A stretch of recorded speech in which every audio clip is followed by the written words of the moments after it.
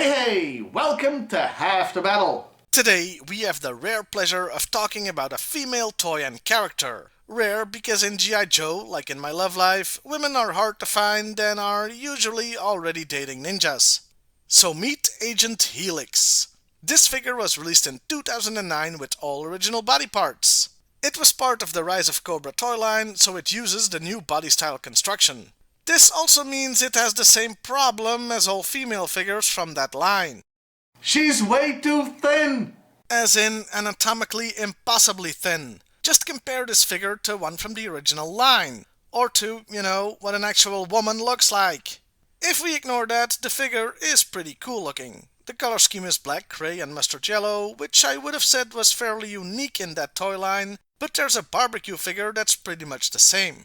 I too love the face sculpt. This woman is out of F's to give and has had enough of your crap. The detailing on the toy is excellent top to bottom. There's the nicely sculpted hair in two colors no less, the small but clear G.I.Joe patch, and the silver on the various buckles and buttons on the torso. That is an awful lot of pouches on her belt though, like 9. Even Rob Liefeld would call that overkill.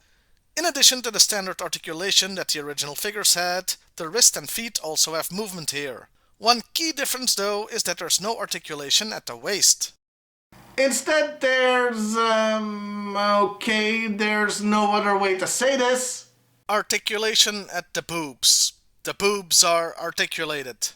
Okay, so there is another way to say that. She's got articulation at the upper torso, but saying boobs is funnier, and how often do I get to use that word on this show? Not often enough, let me tell you. Oh, I can see her judging me with those eyes, so let's move on. I'm not gonna bother talking about the accessories. Like most figures from the Rise of Cobra line, they were a bunch of generic guns, a missile launcher, and one weird but unique thing.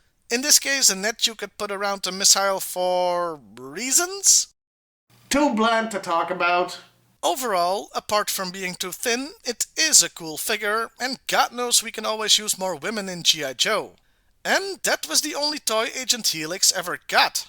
Which means it's time to talk about the character, starting with the file card.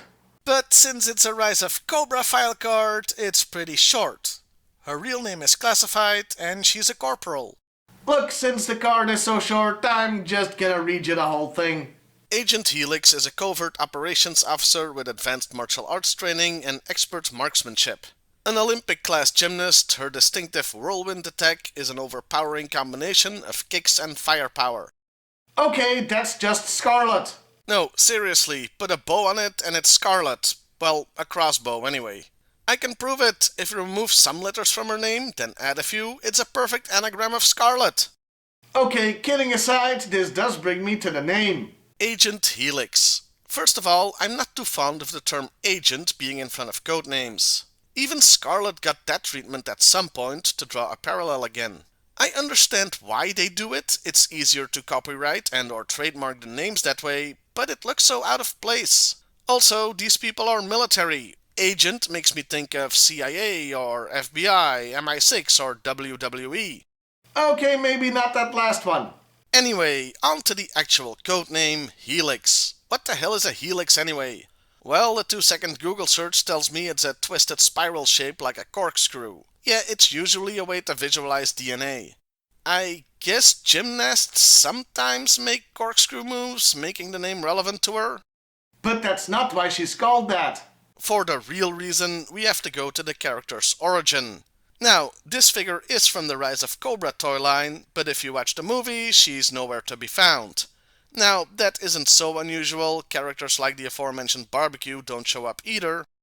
But Helix is special. She was specifically created for the Rise of Cobra video game. And that game was made by the developer Double Helix, so they named her after the company. She first appeared in Operation Hiss, which was a series of web-exclusive short CGI cartoons that served as a sort of, but not really sequel to the Rise of Cobra movie, and as a prequel to the game. I don't want to get into that series here, especially since I only found out it existed when I researched this episode. But rest assured, somewhere down the line I will talk about it. I never played the game, so I can't tell you what she's like in it, but she wasn't in any of the very, very few cutscenes the game has. So who cares? Her character did get fleshed out in the IDW comics. And when I say fleshed out, I mean hilariously overpowered. The reason she's a master in various martial arts, a crack shot, and an Olympic-level gymnast is because she has the ability to learn any fighting style or physical feat just by observing them in action. So she's basically Taskmaster from Marvel. And if I may go on a tangent, I never got why Taskmaster was an impressive villain. I mean, sure, being able to copy Captain America's style and proficiency with the shield is useful, but copying Spider-Man's moves is impossible unless you can also climb on walls. To say nothing of the Hulk. Copy his smashing all you want, but unless you've got his strength, it ain't gonna do much. Anyway, Helix has this ability because her brain is wired differently. Because of said wiring, she has trouble recognizing faces and with relationships.